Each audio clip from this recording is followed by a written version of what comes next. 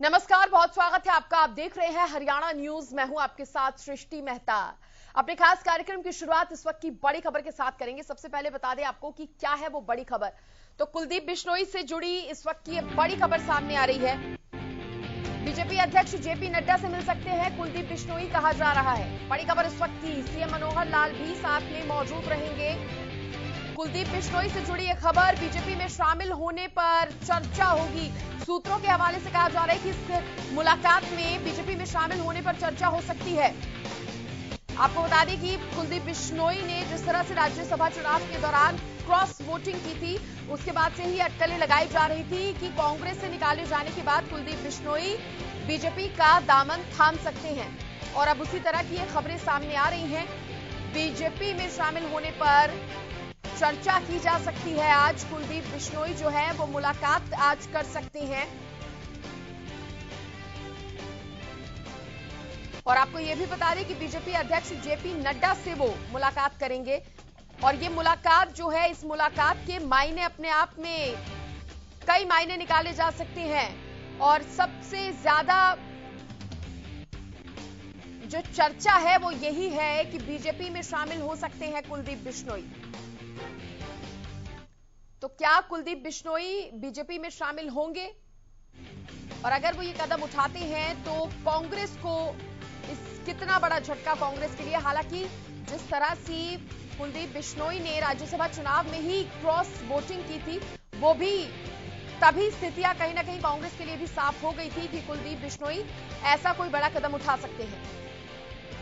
इस खबर पर ज्यादा जानकारी देने के लिए मेरे सहयोगी सुशील मेरे साथ जुड़ गए हैं। सुशील, ये जो चर्चा चल रही है, अटकलें लगाई जा रही हैं, कुलदीप बिश्नोई बीजेपी में शामिल हो सकते हैं, आज जेपी नड्डा से भी मुलाकात कर रहे हैं, क्या कहेंगे इस पर, क्या जानकारी? बिल्कुल, देखिए आज कुलदीप बिश्नोई माना जा रहा है। हालांकि देखिए अभी तक आधिकारिक बयान जारी नहीं हुआ है, लेकिन जो जानकारी है उसके मुताबिक मुख्यमंत्री इसीलिए दिल्ली भी आ रहे हैं और कई केंद्रीय मंत्रियों से मुलाकात की बात थी। साथ ही मुख्यमंत्री जेपी नड्डा जो भारतीय जनता पार्टी के राष्ट्रीय अध्यक्ष हैं, उनसे भी मुलाकात का समय लिया है। और उस वक्त माना जा रहा है कि कुलदीप बिश्नोई भी मौजूद रहेंगे, क्योंकि कल ही कुलदीप बिश्नोई ने अपने आवास पे सभी कार्यकर्ताओं से बातचीत की थी और वहां पे कुछ निर्णय लेने की बात की जा रही थी। हालांकि मीडिया से उन्होंने वो जब मुखातिब हुए तो उन्होंने कहा था कि उन्होंने तय कर लिया है और अच्छा कुछ बड़ा करने जा रहे हैं। तो निश्चित तौर पे आज यह माना जा रहा है कि हो सकता है कि कुलदीप बिश्नोई आज बीजेपी का दामन थाम ले, क्योंकि मुलाकात है और मुख्यमंत्री पहुंच रहे हैं, तो निश्चित तौर पे कुछ बड़ा जरूर होने वाला है। सुशील, हैरानी वाली ज्यादा बात नहीं होगी, क्योंकि झटका तो कुलदीप बिश्नोई ने राज्यसभा चुनाव के दौरान ही दे दिया था, तभी से अटकलें लगाई भी जा रही थी। बिल्कुल, देखिए जिस दिन कांग्रेस प्रदेश अध्यक्ष का चुनाव हुआ, उसी दिन कुलदीप बिश्नोई ने नाराजगी जाहिर की थी और राहुल गांधी से मिलने का समय मांगा था। हालांकि अभी तक राहुल गांधी से मुलाकात उनकी नहीं हुई और उन्होंने, यही वजह था कि उसके बाद मुख्यमंत्री मनोहर लाल खट्टर से गुरुग्राम में ही मुलाकात की थी। और मुलाकात के बाद यह माना जा रहा था कि ये भारतीय जनता पार्टी में आएंगे। हालांकि कांग्रेस की तरफ से भी कई बयान आए उसके बाद। और राज्यसभा चुनाव में जिस तरह से इन्होंने निर्दलीय प्रत्याशी जो भारतीय जनता पार्टी समर्थित थे, उनको इन्होंने वोट दिया। वोट देने के बाद माना जा रहा था कि ये कहीं ना कहीं भारतीय जनता पार्टी में शामिल होंगे। और उसके बाद अटकलों का दौर चला और आज उन अटकलों के दौर के बीच मुलाकात फिक्स है। और देखना होगा कि क्या आज कुलदीप बिश्नोई शामिल हो जाते हैं भारतीय जनता पार्टी के, क्योंकि ये तमाम बातें हैं जो आज मुख्यमंत्री भी आ रहे हैं और ये सुशील, कौन कौन शामिल रहने वाला है, मौजूद रहेगा इस मुलाकात में? देखिए अभी जो सूचना है उसके मुताबिक मुख्यमंत्री मनोहर लाल खट्टर आ रहे हैं, दिल्ली आ रहे हैं, दिल्ली दौरे पे हैं और उस दौरान उनकी मीटिंग जो है वो जेपी नड्डा से मानी जा रही कि होगी। उस दौरान कुलदीप बिश्नोई भी रहेंगे। अभी प्रदेश अध्यक्ष के बारे में भी सूचना है कि प्रदेश अध्यक्ष भी हरियाणा के वहां मौके पे रहेंगे, लेकिन फिलहाल अभी तक मुलाकात का कोई शेड्यूल नहीं है। देखना है कि कब तक बीजेपी में शामिल होते हैं। सुशील, ऐसे में कांग्रेस की अगर बात करें तो कांग्रेस इसको किस तरह से देख रही है, किस तरह से समझ रही है? क्योंकि कहीं ना कहीं कांग्रेस के लिए बड़ी बात है अगर उसके पार्टी के इस तरह से कार्यकर्ता और नेता बार बार नाराजगी जाहिर करते रहेंगे और पार्टी छोड़ते रहेंगे। देखिए अगर हम राजनीतिक रूप से देखें, संगठनात्मक रूप से देखें, तो कुलदीप बिश्नोई के जाने से झटका कांग्रेस को बड़ा झटका होगा, क्योंकि इनके पिता पूर्व मुख्यमंत्री स्वर्गीय भजन लाल हैं और कई बार मुख्यमंत्री भी रहे हैं। उनका एक अपना दमखम रहा है। तो उसके बाद जब हजका हरियाणा जनहित कांग्रेस बीएल बना, उसमें भी अच्छा प्रदर्शन हुआ था और कई विधायक चुन के आए थे। कुलदीप बिश्नोई भी काफी संगठनात्मक रूप से मजबूत थे। हालांकि 2016 में कांग्रेस में शामिल हुए और उसके बाद ये चुनाव लड़े और ये इससे पहले दौर में ये और इनकी पत्नी दोनों विधायक थी। उसके बाद ये अभी विधायक है, इनका खुद जो बेटा भव्य बिश्नोई है, उन्होंने चुनाव लोकसभा का लड़ा था और उन्हें हार मिली थी। लेकिन अब इनके आने से निश्चित तौर पर बीजेपी मजबूत होगी और नॉन जाट के रूप में एक बड़ा चेहरा माना जाता है कुलदीप बिश्नोई का, और इनके आने से कहीं ना कहीं भारतीय जनता पार्टी को मजबूती जरूर मिलेगी। दूसरी तरफ कांग्रेस की तरफ से पहले ही कांग्रेस के जो प्रदेश अध्यक्ष थे उनका बयान आ चुका है चौधरी उदय भान का कि इनके जाने से कोई फर्क नहीं पड़ता, और शायद यही वजह था, यही कॉन्फिडेंस था कांग्रेस को कि लाख इनकी नाराजगी के बाद भी राहुल गांधी से इन्हें मिलने नहीं दिया था। तो ये कहीं ना कहीं एक नाराजगी थी और इनके हटने से निश्चित तौर पर कांग्रेस को एक बड़ा झटका लगेगा। ठीक है सुशील, शुक्रिया आपका खबर पर तमाम जानकारी देने के लिए। और इसी खबर पर हम चर्चा करेंगे। मेरे सहयोगी केशव भी मेरे साथ जुड़ गए हैं। केशव, जिस तरह से कहा जा रहा है कि आज ये मुलाकात होने जा रही है, मुलाकात बहुत महत्वपूर्ण मानी जाए, क्या लगता है आज फाइनल हो जाएगा, शामिल हो रहे हैं बीजेपी में या नहीं?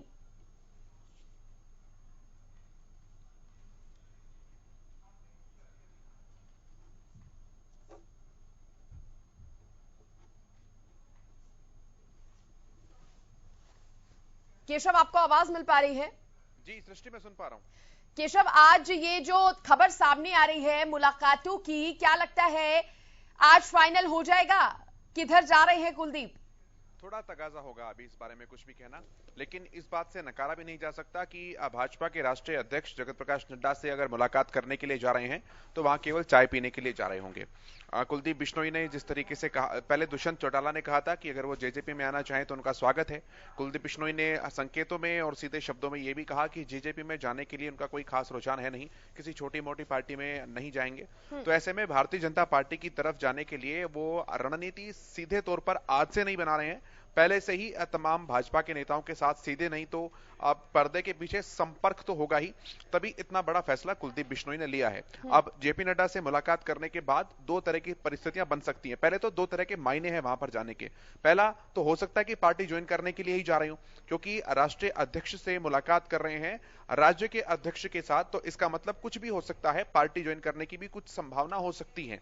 और अगर ऐसा नहीं है तो फिर निश्चित तौर पर एक पूरा आने वाला एक्शन प्लान तो उनके साथ निश्चित तौर पर डिसाइड होगा ही कि किस तरह से पार्टी को ज्वाइन करने के लिए तमाम तरह की प्रोसेस प्रक्रियाएं जो है वो कर सकते हैं। और क्या, चूंकि राजनीतिक मुहूर्त भी काफी अहम होते हैं, एक पार्टी बदलकर जब दूसरी पार्टी में नेता इस तरह से जाते हैं, तो राजनीतिक मुहूर्तों से मेरा अभिप्राय यहां पर इस बात से है कि अब पार्टी के जो प्रोग्राम्स हैं वो किस तरह से इस तरह से शेड्यूल और डिजाइन किए जाएं कि एक बेहतरीन समय कुलदीप बिश्नोई के लिए निकल सके पार्टी को ज्वाइन करने के लिए, चाहे वो कोई महा इवेंट ही क्यों ना हो, चाहे कुछ ऐसा इवेंट हो जब तमाम बड़े नेताओं का एक जगह आने का कॉमन प्रोग्राम हो, तो इस तरह के इवेंट को लेकर भी कुछ बातचीत हो सकती है। और इसके अलावा कोई भी एक नेता जब दूसरी पार्टी में जाता है तो जाहिर सी बात है कि अपनी कुछ मांगे लेकर जाता है, कुछ अपनी महत्वाकांक्षाएं उन्हें कह लीजिए, कोई इच्छाएं कह लीजिए, वो लेकर के जाता है। तो वो भी वो जेपी नड्डा के साथ हो सकता है डिस्कस करें, क्योंकि राहुल गांधी ने कुलदीप बिश्नोई से वादा खिलाफी की है। ये कुलदीप बिश्नोई ने खुद कहा है, सार्वजनिक तौर पर कहा है कि राहुल गांधी ने मेरे साथ वादा खिलाफी की है, मुझसे मिलने के लिए 5 मिनट से भी कम का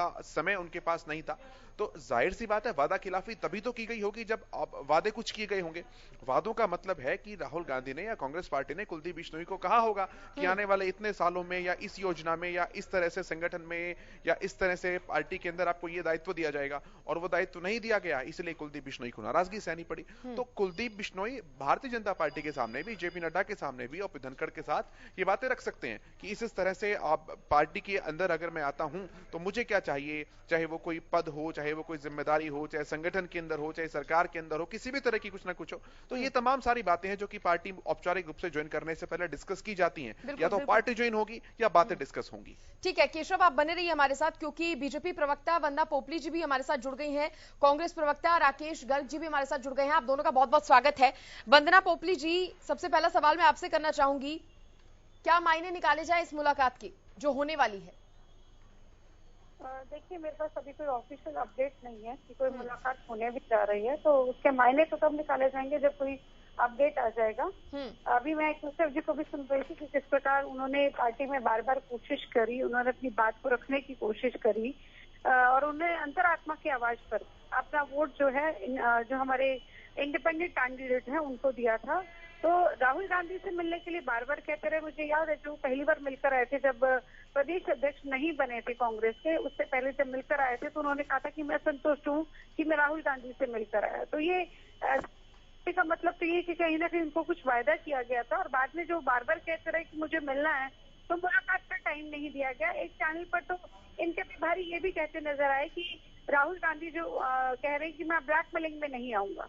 अब ये ब्लैकमेलिंग में नहीं आते लेकिन ब्लैकमेल जरूर करते हैं। जो आज दिल्ली की सड़कों पे हम सबको दिख रहा है किस प्रकार से ब्लैकमेल करने की कोशिश की जा रही है, किस प्रकार से जो कोर्ट है या जो हमारी केंद्रीय एजेंसीज हैं उनको प्रेशर डालने की कोशिश की जा रही है और बार बार इसको बताया जा रहा है कि ये भारतीय जनता पार्टी का किया जा रहा है। मतलब अगर आपको लगता है तो कुछ जवाब देना चाहिए था, लेकिन वो जवाब नहीं देने की बजाय वहां पर अपने आप को सही साबित नहीं करने की बजाय कहीं ना कहीं प्रेशराइज करने की कोशिश कर रहे हैं। तो ये ब्लैकमेलिंग में खुद कर सकते हैं लेकिन किसी और की ब्लैकमेलिंग में नहीं आते। ये मुझे बड़ी हैरानी की बात है। यहाँ पे ब्लैकमेलिंग नहीं थी, एक कार्यकर्ता अपने लीडर से मिलना चाहता है। उन्होंने कहा कि मैं राहुल गांधी से मिलना चाहता हूँ। जहाँ तक मुझे लगता है जब उन्होंने कहा था कि मैं संतुष्ट हूँ तो कहीं ना कहीं कोई वायदा किया होगा और उस वायदे वंदना जी वो सब तो ठीक है, वो सब तो ठीक है और शायद इसीलिए कुलदीप बिश्नोई की नाराजगी भी सामने आ रही है। लेकिन अब आगे की हम बात कर रहे हैं कि आगे क्या बीजेपी में शामिल हो सकते हैं। ठीक है, चर्चा को कंटिन्यू रखूंगी लेकिन उससे पहले आम जनता को ये बता देते हैं कि कल कुलदीप बिश्नोई ने जिस तरह से अपने कार्यकर्ताओं के साथ बैठक की थी उसके बाद क्या कुछ कहा गया है वो एक बार जनता को सुना देते हैं। ना बिल्कुल, जो मैंने अपनी अंतरात्मा की आवाज के हिसाब से मैंने फैसला किया और मैं समझता हूँ कुछ लोगों का घमंड तोड़ना बहुत जरूरी है। चौधरी भजन लाल जी के पास 36 एमएलए थे और 29 एमएलए थे और उन्होंने अपने दम पे हरियाणा की सरकार बना दी और इस आदमी के पास 31 एमएलए होते हुए राज्यसभा का एमपी नहीं बना पाया, वो सरकार कहां से बना दी। तो कांग्रेस प्रवक्ता राकेश गर्ग जी भी मेरे साथ जुड़े हुए हैं। राकेश जी, सूत्र कह रहे हैं कि कुलदीप बिश्नोई आज मुलाकात कर सकते हैं जेपी नड्डा जी से। आपको क्या लग रहा है? राज्यसभा चुनाव में धोखा तो मिल ही चुका है, क्या लगता है बीजेपी में भी शामिल हो जाएंगे बिश्नोई?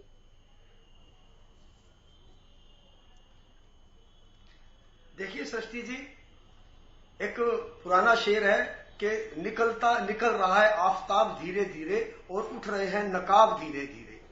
तो कुलदीप बिश्नोई जी जो महज एक सप्ताह पूर्व ये बातें करते थे कि भी हम जन्म से कांग्रेसी है, हमारा खून में कांग्रेस है, तो वो राज्यसभा चुनाव के अंदर उन्होंने साबित कर दिया कि कितना उनके खून में कांग्रेस थी और कितना वो जन्म से कांग्रेसी थे। उन्होंने कांग्रेस को तो धोखा ही दिया, अपनी मां को धोखा तो दिया ही दिया, साथ साथ उन्होंने आदमपुर की जनता को धोखा दिया और उन्होंने, मैं कहीं ना कहीं ये कहूंगा कि चौधरी भजन लाल जी की भी आत्मा को धोखा दिया कि जिस पार्टी ने उनको सब कुछ दिया और जब पार्टी को आवश्यकता थी तो वो जो पर्दे के पीछे से, जो मैंने कहा ना कि उठ रहे हैं नकाब धीरे धीरे, यानी कि जो वो पहले मुख्यमंत्री जी से मुलाकात हुई थी, पर्दे के पीछे से जो वो डील हुई होगी, जो पीछे षड्यंत्र रचे गए होंगे, तो मुझे लगता है जो अब आगे की जो मुलाकातें कुलदीप बिश्नोई जी की भाजपा के शीर्ष नेतृत्व के साथ अब सामने आ रही है, जैसे कि प्रस्तावित आप अपनी चर्चा में बता रहे थे, तो वो जो डील है निश्चित रूप से जनता के सामने आ जाएगी। और जो जनता के साथ धोखा हुआ है कि कांग्रेस की टिकट पर जीतने वाले प्रत्याशी भाजपा के साथ हाथ मिला लेते हैं, तो मुझे लगता है कि जब अगला चुनाव जब भी आएगा वो जनता इनको सबक सिखा देगी। एक बात मैं जरूर कहना चाहूंगा, हमारी बहन बैठी है वंदना जी, आप इनको विषय बताकर डिबेट में लाया कीजिए। अगर डिबेट अब कुलदीप बिश्नोई जी और इसके ऊपर है तो सारा ज्ञान कुलदीप बिश्नोई जी के ऊपर ही दे। अगर इनको लगता है कि नेशनल हेराल्ड की चर्चा करनी है तो इस डिबेट का समय बढ़वा लीजिए या एक डिबेट का समय और रख लीजिए। नेशनल हेराल्ड पे भी खुल के जो दिल्ली के अंदर दमनकार और जो दिल्ली के अंदर एक प्रकार से पुलिस स्टेट बना दिया गया, उसके साथ पार्टी के अंदर जो मान सम्मान था और जो प्रदेश अध्यक्ष का पद वो मांग रहे थे, तो मैं ये समझता हूं कि भाजपा में जाए, जजपा के अंदर जाए, कम से कम इतना तो करे। अब जो चौधरी जो इनके प्रदेश अध्यक्ष हैं ओम प्रकाश धनखड़ जी, उनका रिजाइन करवाएं और भाजपा के अंदर प्रदेश अध्यक्ष बनकर आए। अगर प्रदेश अध्यक्ष नहीं बनाते तो खट्टर जी का रिजाइन करवाएं और कम से कम मुख्यमंत्री बनकर आए। इतने बड़े पद पर आए तो ठीक है, अगर भाजपा को उनको कार्यकर्ता की तरह रखना है तो फिर तो मैं कहूंगा ना खुदा ही मिला, ना विशाले सनम, ना इधर के रहे ना उधर के रहे। केशव, क्या लगता है, क्योंकि जिस तरह से राकेश जी ने ये बात की है और पदों की बात आप भी कहीं ना कहीं कर रहे थे कि अगर कांग्रेस, हालांकि कांग्रेस पार्टी उन्होंने अब छोड़ ही दिया, उनको निकाल दिया गया है, पर अगर वो बीजेपी में शामिल होते हैं तो क्या कोई बड़ी डिमांड रख सकते हैं? अब निश्चित तौर पर रख सकते हैं और ये आने वाला समय ही बताएगा कि कुलदीप बिश्नोई अपने भविष्य को लेकर क्या कुछ पॉइंट्स लेकर जा रहे हैं और बीजेपी के साथ उसे डिस्कस कर रहे हैं। फिर दूसरा बिंदु ये भी होगा कि जो बिंदु वो अपने लिए मांग रहे हैं, क्या भाजपा उस पर अपनी सहमति दिखाती है या नहीं।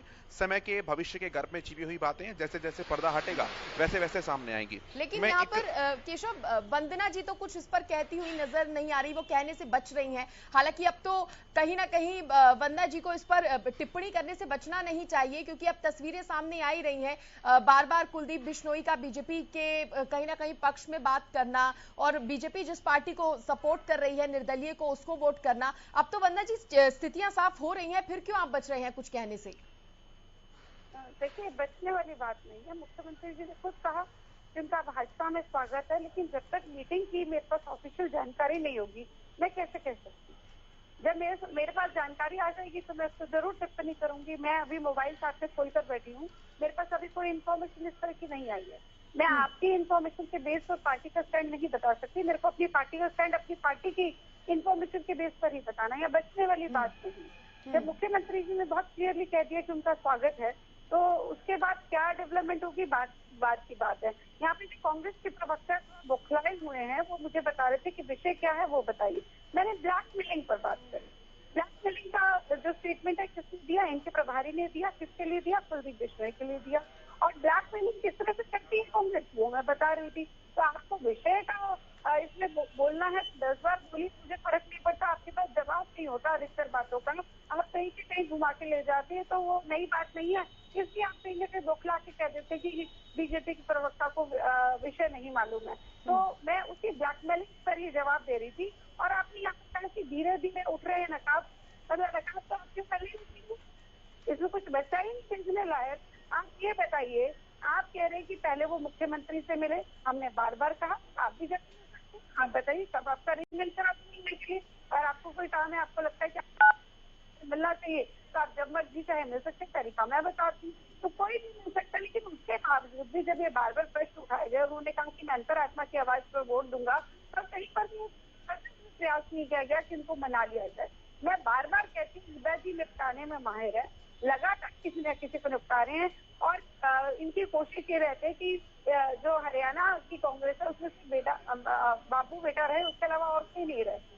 क्या पहले आप अशोक तंवर की बात कर लीजिए, शैलजा जी की बात कर लीजिए, किरण चौधरी जी की बात कर लीजिए, यहाँ पर बिश्नोई जी की बात कर लीजिए, नंबर एक के बाद एक किसी न किसी का लगा रहता है। तो निपटाने में माहिर है। आप हुड्डा जी की लिस्ट के प्रवक्ता हैं, तो आपको उनके बारे में बोलना ज्यादा अच्छा लगता है तो आप जरूर बोलिए। लेकिन एक व्यक्ति जो आपसे इतने समय से जुड़ा हुआ है, हुड्डा जी की क्या, जब वो मुख्यमंत्री बने थे तब वो किसके बल पर आए थे? भजन लाल के नाम पर सरकार आई थी। और 2009 में जब दोबारा इलेक्शन हुए तो हजका के जो आपने विधायक छोड़े थे तब आपने सरकार बनाई थी। तो हुड्डा साहब की उपलब्धि तो कभी रही नहीं है। तो जब उनकी कहीं पर उपलब्धि नहीं है तो ऐसे जो व्यक्ति तुम्हारे साथ जुड़े हुए हैं आप उनको जोड़ कर तो रख नहीं सकते। आप अपने क्यों दूसरों के उतारते हैं? तो मुझे लगता है आपको अपने अंतरात्मा में भी झांकना चाहिए, अपने आप में भी देखना चाहिए कि आप प्रदेश की जनता के सामने क्या प्रेजेंट कर रहे हैं।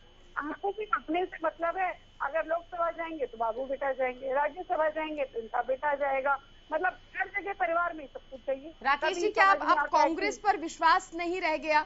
कुलदीप बिश्नोई की अगर बात करें तो बीजेपी की कार्यशैली अब उन्हें ज्यादा पसंद आ रही है। क्या बीजेपी जिस तरह से अपने छोटे से छोटे कार्यकर्ता की भी बातों को सुनती है, उनको सुना जाता है, सुनवाई होती है, कहीं ये वजह तो नहीं, ये रीजन तो नहीं रहा?